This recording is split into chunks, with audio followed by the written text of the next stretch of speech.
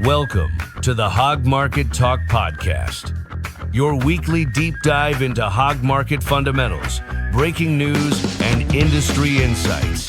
Trading commodity futures and options involves substantial risk of loss and is not suitable for all investors.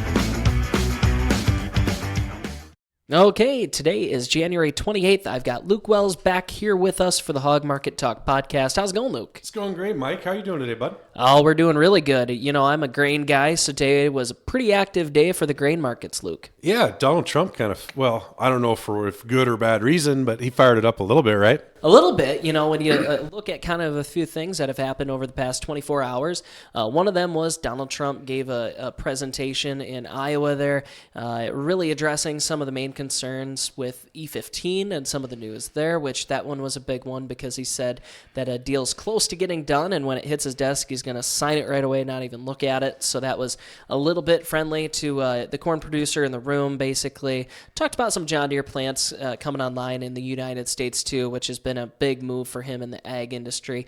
But that trip alone was nice. And then, otherwise, some of the news we had in the past 24 hours to give us a little boost in the grains today was Argentina dryness concerns next couple weeks and some other items. But this is a Hog Market Talk podcast, Luke, so I wanted to give you a chance to answer the question which seemed to get asked to me the most today, which was, why did hogs have the reaction they had today with some negative trade?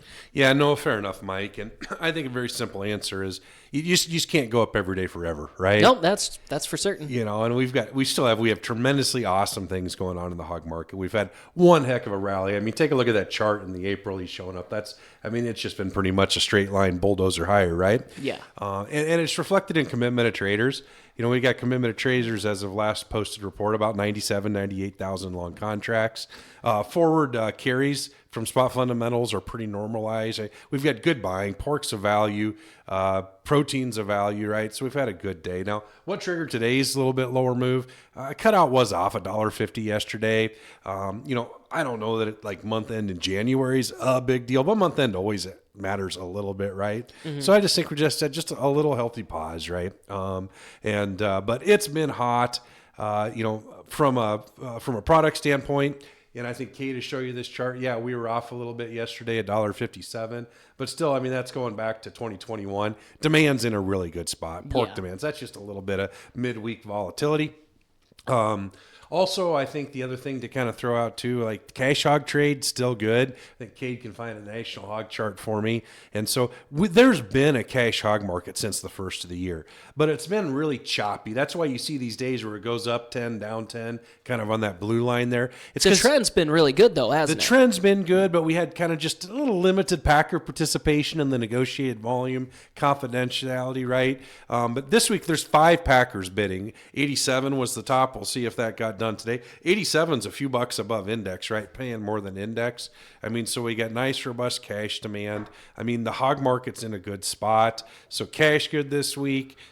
Futures just taking a little bit of a breather. Forward margins good.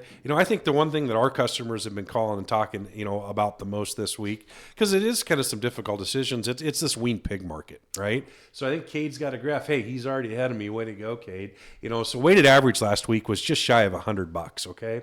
And this data set he's showing, this takes us all the way. Everybody's asking about 2014. 2014 was the big PD year. And you can look at that going back to 2014. This is the highest wean pigs have traded in that data set. That's right? high. It's high. And so you say 100 and actually top end 110, 115.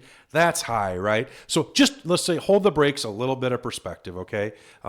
We have $65, $70 margins on a cost of production type pig, right? Yep. So that's like a $40, $41 pig off today's market. So if you can fill it, go for it.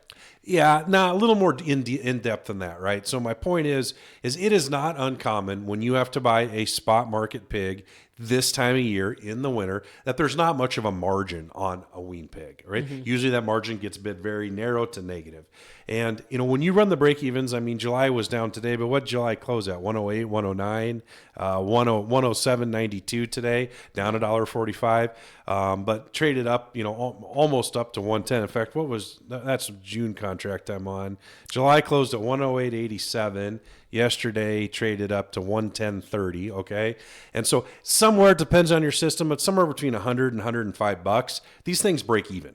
Okay, so my whole point, just I've went through this with clients, is 100, 105, 110. That's crazy high price. It works really good for a fair we're selling wean pigs, right? But not uncommon to have break even on a wean pig this time of year. And if we had July futures at 100 instead of 110 or 109, we had corn at $5 instead of 450, right? It would be all relative and adjusted, right? So it's a big decision. But as we've been talking through our customers, 25 was a good year for lots of reasons. One of the things that made 25 good is we're a throughput industry, sell more pounds of pork, right? Yep. So as you go through, and if you've got a few holes, we're saying first, don't short yourself on summer space. Like if you've got, I've got pigs offered to me for 100, 105 bucks.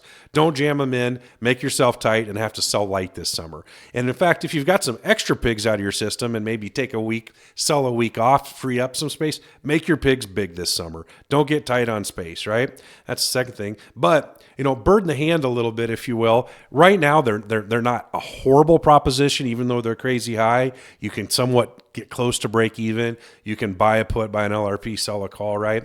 But last year was super interesting, Mike. So a lot of this is PERS and PDV health driven. So people are saying, well, what's this versus last year? I think I maybe talked about it last week, but I'm going to follow through on this story.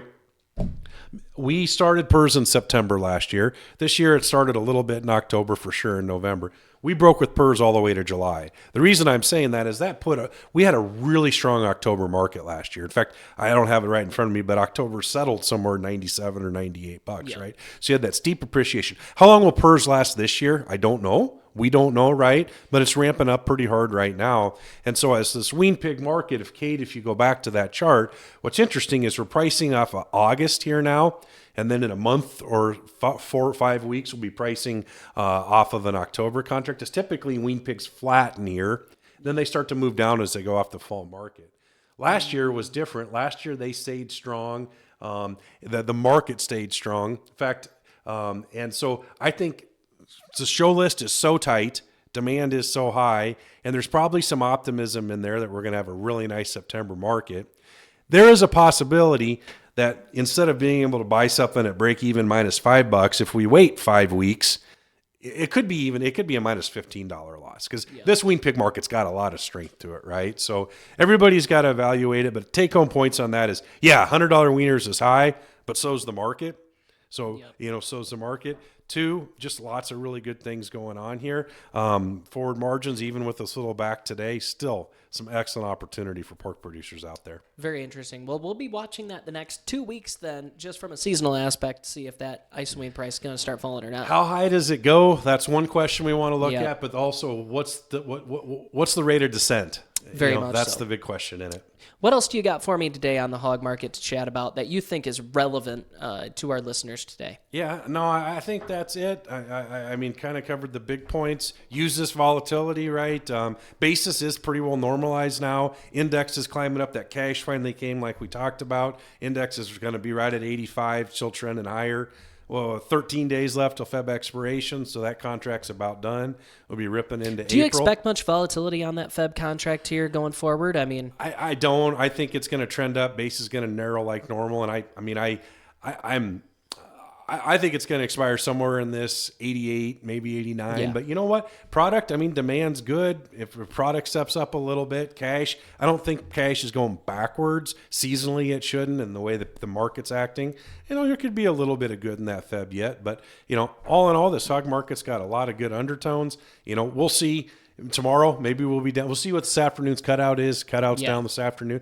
And as we've looked at that, cutout got up to like 97 or whatever the other day.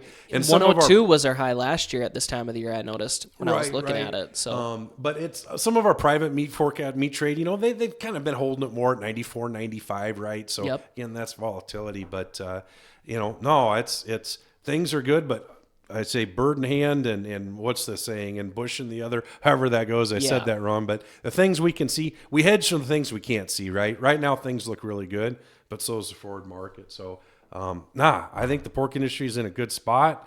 let's watch this, these things we talked about this week. But, Mike, coming into almost February here, I tell you what, I'm excited as I've ever been, sir. Are there some things to be excited about next week with events going on out in the world that professional ag marketing will be taking place in? We are going to be a couple different. So I'm going to go out to a seminar in Colorado hosted by Swine Vet Center, and I think there's around 75 producers. So it's not a big conference. That's a nice small peer group. So we'll be out in Colorado speaking at that event, and then CattleCon. I know this is a Hog Talk, but National Cattle Convention is next week, and that's in Nashville, I believe, right? Yeah. And so we'll have a team out there. And then we're actually going to go north of the border. Manitoba Swine Seminar is next week as well. And we've got a team going up there been asked to speak at that conference. So, yeah, we'll be out hitting the circuit a little bit next week, Mike. And even the week after that, then we've got Minnesota Pork Congress. Rolling right back around. And we really like having that show in Mankato. That's a really nice venue for that. So that'd be coming right around, sir. All right. Well, if you're at any of these events, please stop by, see Luke or I. We're looking forward to the opportunities. Yep. Have a good one. Stay warm.